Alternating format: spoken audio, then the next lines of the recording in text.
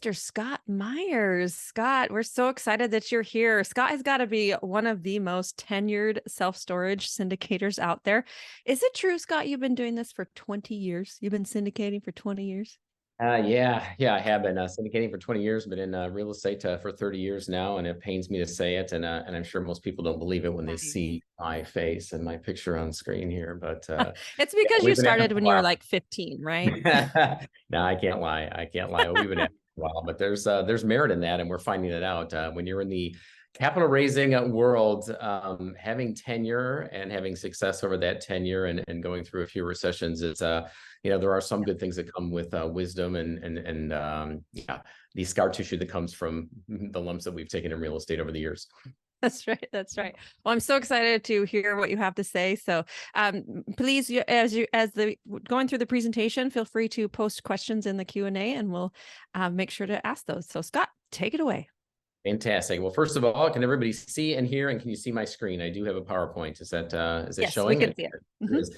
All right. Well, lots of things. Ruben, I appreciate you giving us free reign here. And I thought about just kind of opening it up because I could easily start by saying I echo everything that every presenter has said up to this point, and I have nothing to add to that.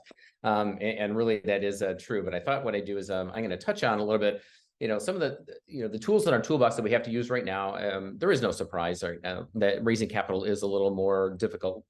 People are sitting on their cash right now. Some are sitting on the sidelines or waiting out, to see what's going to happen with the election, with a recession. Are we in? Are we out? And at the end, I stay away from all of that. And we just put our head down and we continue to do the things that we've always done, and including pivoting, but also learning about what is the investor looking for right now and where do we need to, be able to go and meet them. And so it really comes down to, well, there's a lot. This is full context where we know there's no magic bullet.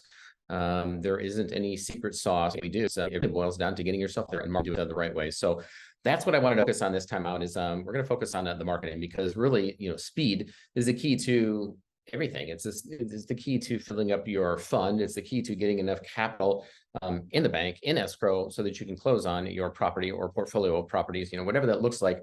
We all know that speed is more important than anything right now. And so I'll take a little bit of time here to focus on what we're doing to make sure that when we have a fund that we launch, when we have a property, a syndication, a portfolio that we're syndicating, that when we hold the webinar, when we begin to do that push, that marketing to our list, and we begin to gauge interest in it, that, well, we fill it quickly, we fill up the fund quickly, and we raise those funds. All of that legwork happens literally years ahead of time.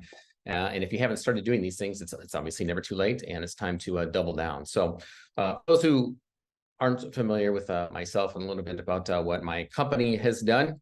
It is not me, it is a team to get to the place where we are right now. And that is sitting at 4.3 million square feet and about 28,000 units of storage and growing.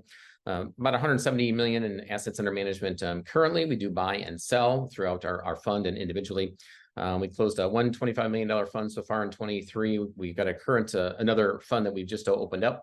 It's for conversion in self-storage. So warehouses, vacant, dark industrial buildings that we're converting to self-storage.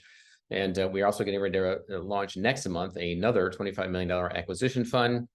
And, Ruben is, he's got the better studio today because we have this, this little, it's not a war, it's not a battle, but a contest as to who has the best background. But you got me beat today. I'm in Dubai right now, and this is my fourth trip over here, and we are raising funds over here for our next venture, our next large venture, and that we will unveil at that time. So when the time comes. So let's start first of all with how people find you. If you're a syndicator, if you're a promoter, if you're a sponsor, well, it starts with a website, and not just throwing up a website or having somebody that in the family that is out of a job that knows how to build a website, build one for you. It is making sure that you have the absolute best of the best in terms of the back end, not only who has built and the framework of your website correctly, but you're doing SEO and SEM correctly. We offer a free report at our website, and that is the top of the funnel, if you will. That is the lead magnet in which people enter their email address, which then enters them into our database and our system, where then our folks can call them and to begin to talk with them about how we can help them. What are their investment needs? What are they looking for?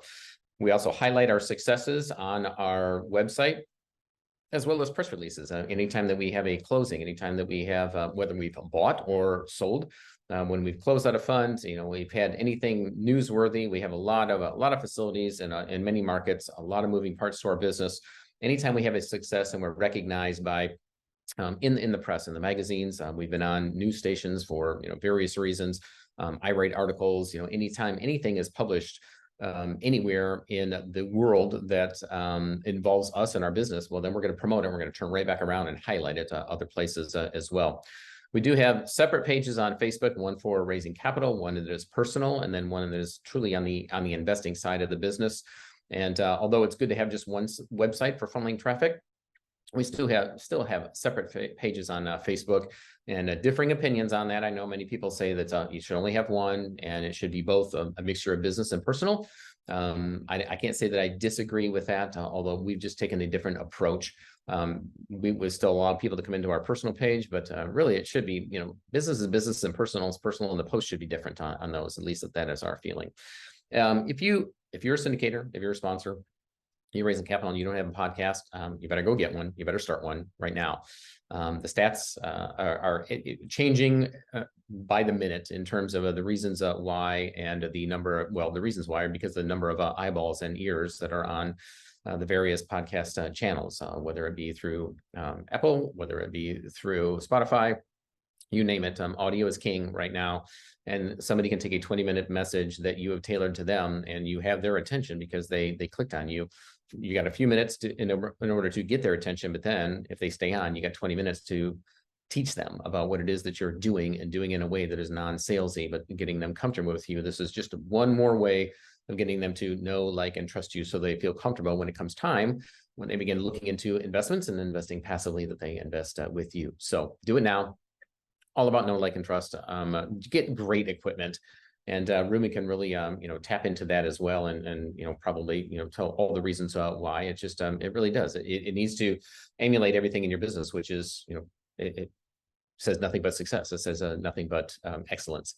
Get great guests on that you have a back and forth with, not just anybody. Otherwise, you're going to find that it's going to go in the can and it won't be out in the public, and it won't be a good use of your time if it is somebody that doesn't really edify you, or is somebody that is on an equal par with you. Great topics. We feel that interviews are the best, and also don't forget to have some people interview you from time to time. And we use key searches for what people are looking for in terms of self-storage, or even private equity that are looking for passive investing. And whatever's hot and we get the most searches, well, then guess what? That's what we're going to do a podcast on. And then guess what? That's what the title is going to be. It's going to match those keyword searches so that they all come to our podcast, and then our website for our podcast. Do a lot of reciprocals. Put yourself out there. There isn't anybody whose podcast I feel that you can be on that would really bring down your level of credibility, if you will. At least we haven't run across that yet. But there's a whole lot of folks that ask to be on our podcast, and we protect it, that we don't bring in for various reasons.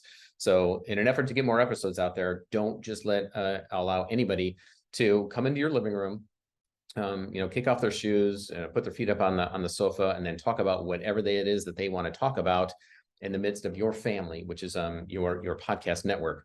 So you need to guard those folks and protect them. Articles, if you're not writing them now, you need to begin writing them. And I'm not talking about ChatGPT.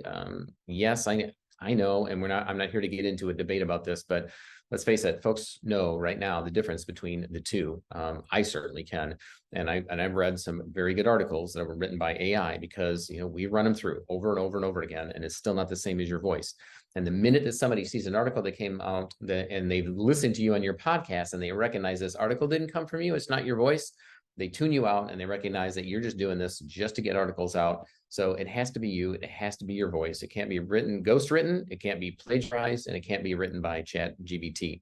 So we pay to various sources to be within as part of their channel. For the most part, people are contacting us because, as we mentioned, I've been in this industry for, I've been syndicated for 20 years. I've been in self-storage for